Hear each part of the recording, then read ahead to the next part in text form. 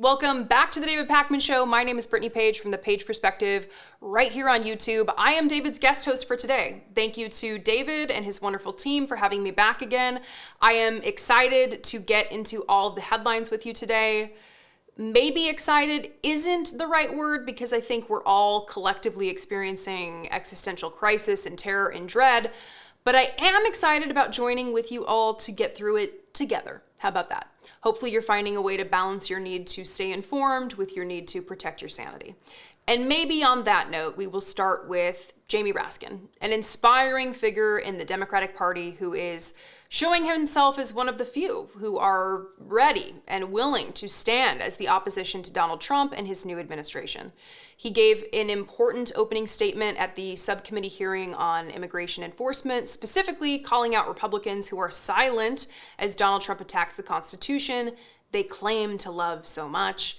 Donald Trump is keeping one of his campaign promises in that he issued an executive order to end birthright citizenship, the guarantee that children born in the United States are citizens regardless of the status of their parents. But this executive order is far from becoming anything other than a little proclamation from Trump's desk. Attorneys general from 22 states have already sued to block Trump's move. And this is what I've been saying for a long time, that the reality of Donald Trump as president is scary. It's terrifying. But he isn't a God king, and there are actions that can be taken to slow or stop the horror train. We can't throw up our hands and say this is the end, or it will be the end. We have to keep fighting. And thankfully, Jamie Raskin is not throwing up his hands. As Donald Trump goes all in on his racist and bigoted agenda, Jamie Raskin, his opening statement at the subcommittee hearing on immigration enforcement, is a reminder that we must keep fighting. Believable that a lot of my friends on the other side of the aisle are sitting by idly while Donald Trump proposes by executive order to destroy Section 1 of the 14th Amendment, which establishes that everybody born in the United States is a citizen of the United States. And yet they just let that go.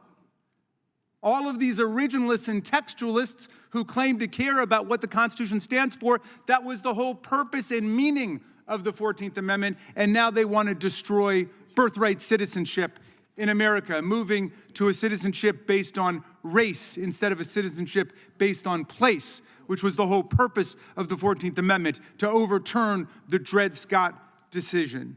Well, we're obviously going to have some differences moving forward because they don't want real solutions. They just want to demagogue the immigration issue. That doesn't move America forward. It's just like they demagogued the issue of inflation. They said they were going to bring down prices in rent, in utilities, energy costs. They said they were going to bring down the price of groceries. Not a single peep from them about that on day one. No, it's just about releasing all the violent insurrectionists, the Proud Boys and the Oath Keepers who are out there today saying that they want revenge. Yes, all of these originalists indeed, moving to a citizenship based on race. You know, racism has always been an animating force for Donald Trump, and it continues, especially as he is surrounded by racists in his administration. And he would tell you that this is what Americans want. They voted for him. He won the popular vote. This is what they want. I would tell you that many Americans don't actually understand what they've done here. And that doesn't absolve them, but I think it speaks to the ignorance that keeps evil upright. People don't know how bad things can get. And one of my favorite columnists is Adam Serwer, who writes for The Atlantic, and he has a new piece titled, quote, "The attack on birthright citizenship is a big test for the Constitution." And in it, he writes, quote, "Adopted as part of the effort to purge the United States of the legacy of slavery, birthright citizenship, with which the 14th Amendment begins, remains an eloquent statement about the nature of American society. A powerful force for assimilation of the children of immigrants and a repudiation of a long history of racism," the historian Eric Foner writes in The Second Founding, A History of the Civil War Amendments. Though he is cautious to note that these principles were not always respected by the government, Jim Crow and Japanese internment being obvious examples. Birthright citizenship was, quote, "a dramatic repudiation of the powerful tradition of equating citizenship with whiteness, a doctrine built into the naturalization process from the outset and constitutionalized by the Supreme Court in Dred Scott, end quote. So naturally, Donald Trump and the racist devil on his shoulder, Stephen Miller, are going all in on birthright citizenship. Adam Serwer also addresses Stephen Miller in this article, quote, in emails with conservative reporters, Trump's point man on immigration, Stephen Miller, praised articles attacking the 1965 repeal of racist restrictions on immigration that had been passed in 1921 and were intended to keep out non-white people, Southern and Eastern Europeans, and Jews. These laws again redefined American citizenship in racist terms and helped inspire the Nazis. The end of those restrictions meant that more non-white immigrants were able to gain citizenship in the United States, a phenomenon conservatives have dubbed a great replacement, borrowing a concept from white supremacist sources.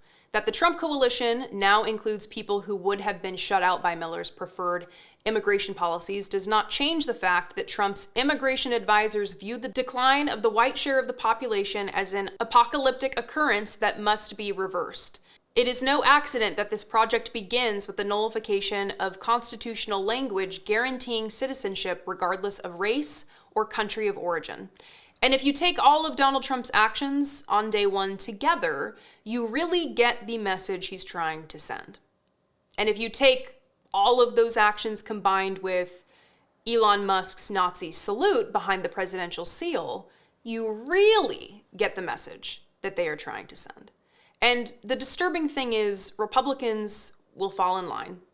Jamie Raskin can call them out for claiming to respect the Constitution and calling themselves originalists while simultaneously falling in line and deciding how they feel about the Constitution based on how Donald Trump tells them to feel about the Constitution. It's never been more clear. And I know so many people are feeling hopeless and fearful right now, particularly if they belong to an immigrant community or have loved ones whose status puts them at risk under this racist administration. Some important resources that I'm going to flash up here are the Immigrant Legal Resource Center, Borderless Magazine, which has a guide related to knowing your rights. And this article I recently read in Teen Vogue, quote, ICE watch programs can protect immigrants in your neighborhood. Here's what you need to know. Please take care of yourselves and your community. We're going to need each other. Well, I wrote a book after a long journey and a ton of work. I am really thrilled with how it turned out, and I hope you'll read it. The book is called The Echo Machine. And in a nutshell, it looks at how American politics got so broken, who has already figured out solutions, and how we can try to fix it and stop the terror of Trump for the next 4 years. With Trump winning this election, The Echo Machine couldn't be more relevant, not only a warning about how we got here, but also about what might be coming and how to prevent the worst outcomes. We've got to stay engaged. We need a plan, and that's what the book is about. There's a belief out there that unless you have corporate media behind you, you can't have a successful political book launch, that it's not possible. I think we can prove that wrong. Order The Echo Machine today at davidpakman.com/echo on Amazon, Barnes & Noble, Audible, Kindle, anywhere that books, ebooks, and audiobooks are sold. You can also call any local bookstore and say, please order me The Echo Machine by David Pakman. Wherever you get the book, you'll get the free pre-order perks, including the signed book plate. Head to davidpakman.com/free book stuff after ordering.